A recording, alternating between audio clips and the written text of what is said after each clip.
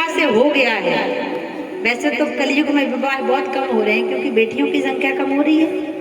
अगर भोलेनाथ की कृपा से विवाह हो गया है तो पत्नी को लेकर जाओ, विवाह अगर नहीं हुआ तो पड़ोसियों को लेकर जाओ, माता पिता को लेकर जाओ, वृद्धों को लेकर जाओ, बच्चों को लेकर जाओ, लेकिन कभी अकेले मत जाओ। क्योंकि भगवान भोलेनाथ इतने बड़े त्यागी, इतने बड़े वीतरागी त्यागी, महात्यागी, निष्कामी, लेकिन जब वो कथा सुनने गए तो किसे लेकर गए? संग सती जग जननी। देखो, और कथा सुनने का बड़ा प्रभाव है। कथा सुनने से हमें कुछ ना कुछ प्राप्त जरूर होता है। सती जी जब कथा सुनने गई तो बाबा ने कहा कि कथा सुनने कौन जा रहा है?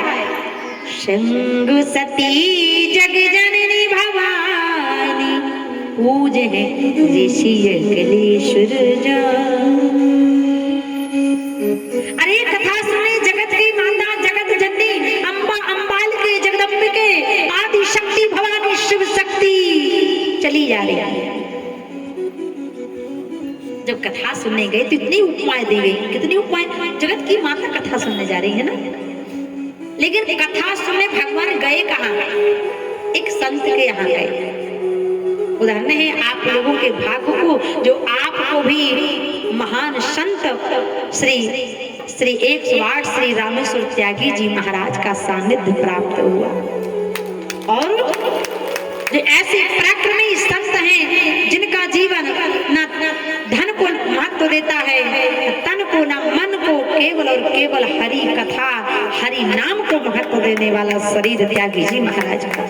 तो दूसरे इतने जगह हमने यज्ञ किए, यहाँ तक की कथाएं की और यहाँ तक कि स्वयं भी यज्ञ कराए और यज्ञाचारों को बुलाया, लेकिन जितना सरल स्वभाव यहाँ की यज्ञाचार भगवान का है, उतना सरल स्वभाव संसार में आज तक कोई यज्ञाचार का मिला ही नहीं। श्री प्रेमाचार्य जी महाराज यज्ञाचार्य भगवान जो बनारस से आए हैं, उनका बड़ा सरल स्वभाव है। वो वास्तव में हृदय से संत है, उनके अंदर संतत्व का भाव है। और कहते हैं अरे प्रकृति, बोले बसंत जब आता है तो प्रकृति सुधर जाती है। और त्यागी जी जैसे, प्रेमाचार्य जी जैसे संत जहां पहुंच जाते वहां संस्कृति ही सुधर जाती है। ऐसे संत के यहाँ भगवान कथा सुनने गए।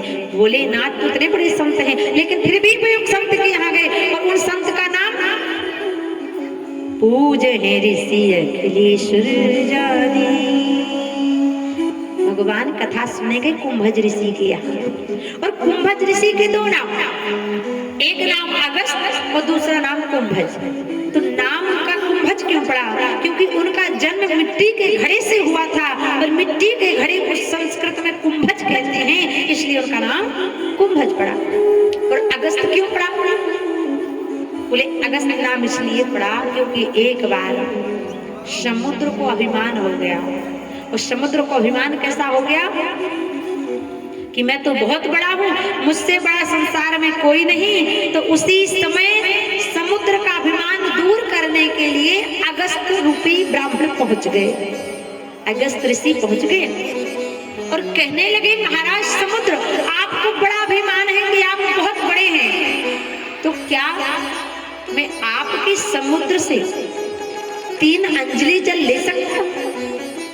समुद्र ने कहा अगस्त ब्राह्मण जी, अगस्त ऋषि जी, आपकी बुद्धि बहुत छोटी है, आप केवल 3 अंजलि जल मांग रहे हैं, और ले लीजिए 3 अंजलि में क्या होगा।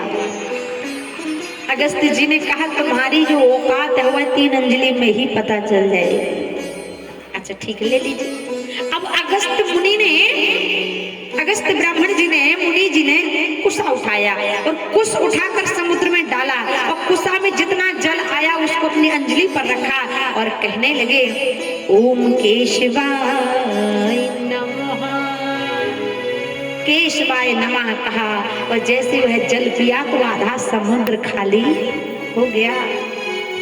फिर कुसा उठाया, फिर डाला, बोल पड़े ओम माधवाय नमः।